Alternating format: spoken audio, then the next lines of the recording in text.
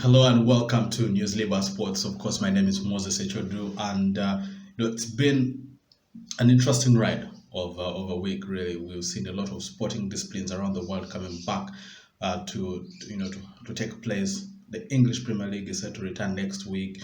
La Liga is returning this very week. We saw Bundesliga returning. We've seen golf as well as making its way to returning internationally, of course. On the region, we've seen Tanzania is making its way to come back. We've seen Burundi is also having to complete its league in the next, I think, 1 week. And then with for Rwanda, though, they decided to cancel their league and APR were awarded the title. But in Uganda, the title was cancelled. I mean, the league was cancelled and the title was awarded to Vipers. And I think this is where we're going to start from. I think that football in Uganda is regarded as one of the most organized disciplines in the country, but the chaos that is in that discipline cannot be unmatched also sometimes because one, the league was cancelled. This was done without the consultation to the clubs. You did not see that FIFA did consult. I think probably if they did anything, they only consulted the UPL. But what they did not do is consult. That is the key stakeholders who happen to be the clubs. These are the guys who ensure that the league is happening. These are the guys who ensure that the players are also in the games. So if you go ahead and cancel the league without consulting them, then ideally you're going to create chaos, and that is exactly what has happened. You're seeing clubs who are protesting. You're seeing different individuals also protesting. Just recently, yesterday we had the FIFA consultation meeting that was supposed to where FIFA was supposed to talk about the licensing of the club, something that has always disturbed the clubs and the league in general. Then they were supposed to do consultation on the issue of the reduction of the number of clubs in Ugandan Premier League. Remember that FIFA has already put together an idea to reduce the number of clubs from 16 to 12. Remember, the last time this happened was in 2012-2013. You had 12 clubs, and at the time you had two leagues running concurrently. But like Jackson Mayanja, Mujib Kasole have all come out to say that this is not the kind of idea that needs to be placed. Idea, what they're saying is what we want to see in place is have structures in place, have systems in place, and of course make the league more profitable, make the league more desirable.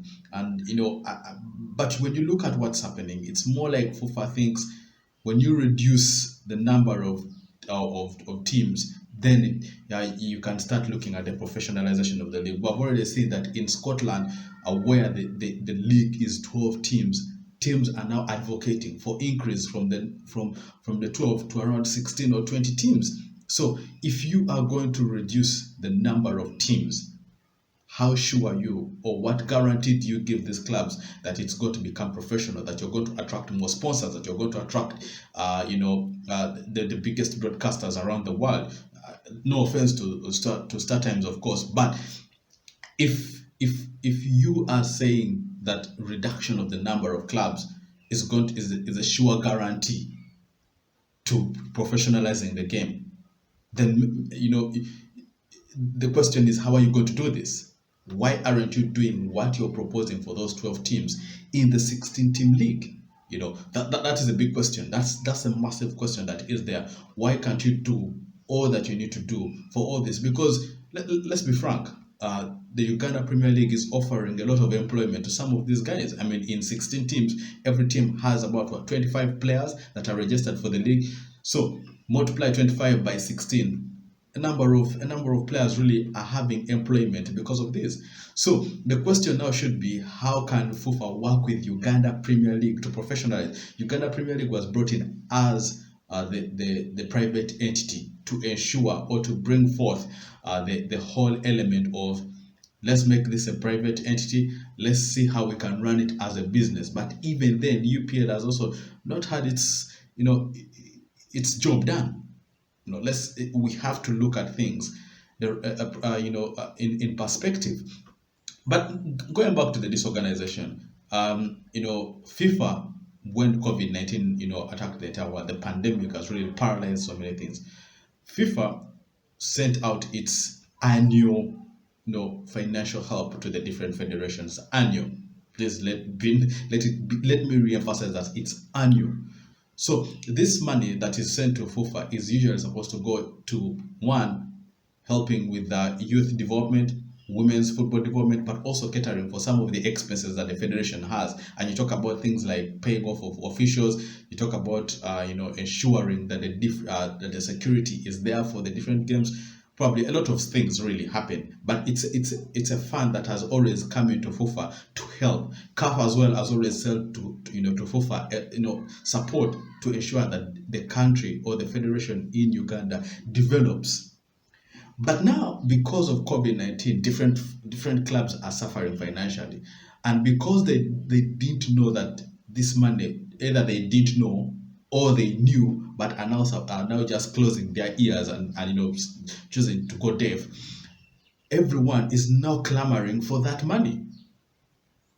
So the question that begs is, does FUFA actually communicate with all the stakeholders? Do they inform the key stakeholders about the money that they receive and how that money is appropriated? Those are questions that need to be asked.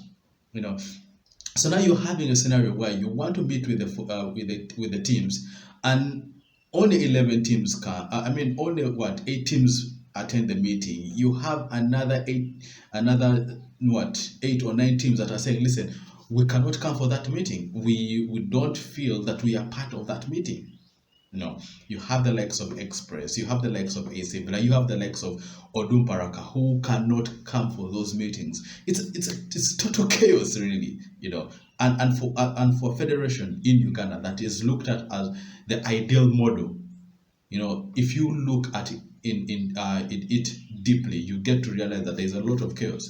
First and foremost, when the league was cancelled, FUFA did not make any consultation with their key stakeholders who happen to be the clubs. And because of that, the ripple effect was the clubs are now asking for their share. They call it their share. For their share of the money that was sent by FIFA. But we saw that FIFA has been using that money to clear areas with their officials, clear areas with the football coaches with the women's league. We saw that they are clearing areas with that is the youth development leagues as well.